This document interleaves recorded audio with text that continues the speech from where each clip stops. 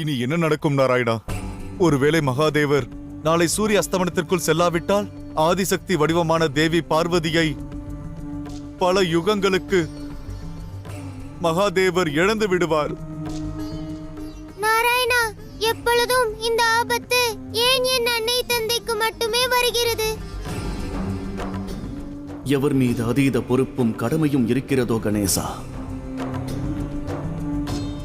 அவர்களுக்குத்தான் ஆபத்தும் அதிகமாக ஏற்படும். துயரங்கள் அவர்கள் வாழ்வையே சூழும். அவ்வாறென்றால் சகோதரரை விடுவிப்பதற்கு நான் புறப்படுகிறேன். வேண்டாம் கணேசா, மகாதேவர் உனக்கு அந்த அனுமதி தரவில்லை. அதற்கு அர்த்தம் யாதெனில், இக்கணம் இந்த காரியத்தை செய்வதற்கு நீ தகுதியற்றவன் என்று அவர் எண்ணுகிறார். ஆகையால் பொறுமையாக இரு, நம்பிக்கை கொள். கார்த்திகேயனை விடுவிப்பதை விட மிக பெரிய பிரச்சனை ஆதிசக்தியை விடுவிப்பதில்தான் உள்ளது கணேசா.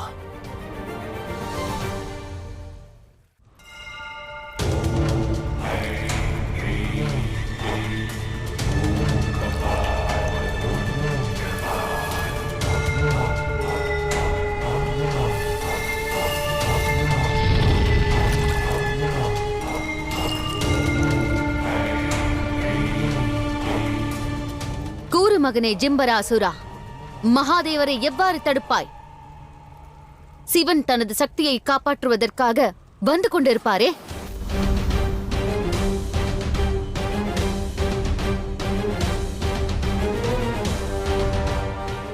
ஏன் மௌனம் காக்கிறாய்? பதில் கூறு. நாளை சூரியன் அஸ்தமிக்கும் வரை சிவனின் குரோதத்தில் இருந்து எவ்வாறு தப்பிக்கப் போகிறோம்? அவரை தடுக்கப் போவது நாமல்ல தாயே. என்ன? பிறகு வேறு யார் தடுப்பார்? யாரிடம் இந்த வேலையை தந்தால் சரிவர செய்து முடிப்பாரோ அவரிடம் இந்த பொறுப்பை தருவேன். யார் அந்த நபர்?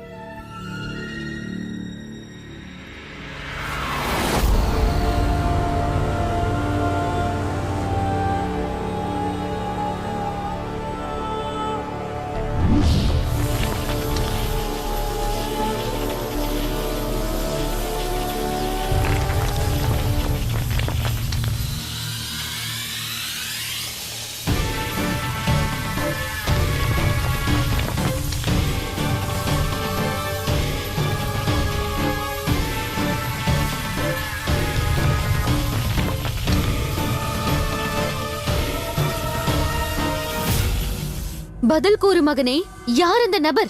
அவரால் உண்மையாகவே சிவனை தடுக்க முடியுமா?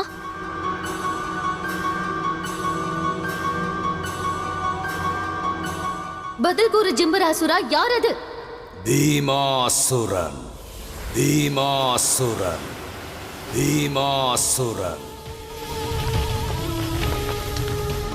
பீமாசுரனா? பீமாசுரனே, என் முன்னே வா, என் முன்னே வா, என் முன்னே வா.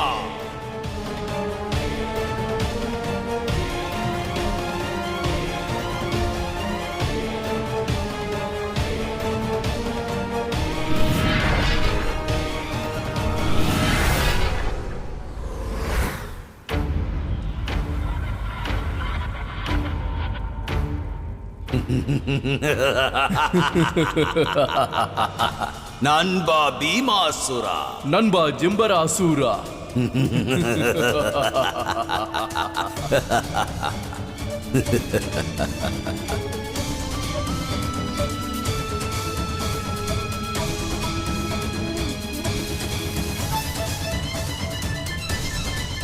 கூறு நண்பா, எதற்காக அடியேனை நீ அழைத்தாய்? நண்பனே, நீ பெற்ற வரத்தை பற்றி நான் மிக நன்றாக அறிவேன். நீ நினைத்தால் எவருடைய பாதையையும் மாற்றிவிட முடியும், அவர்களை ஏமாற்ற இயலும்.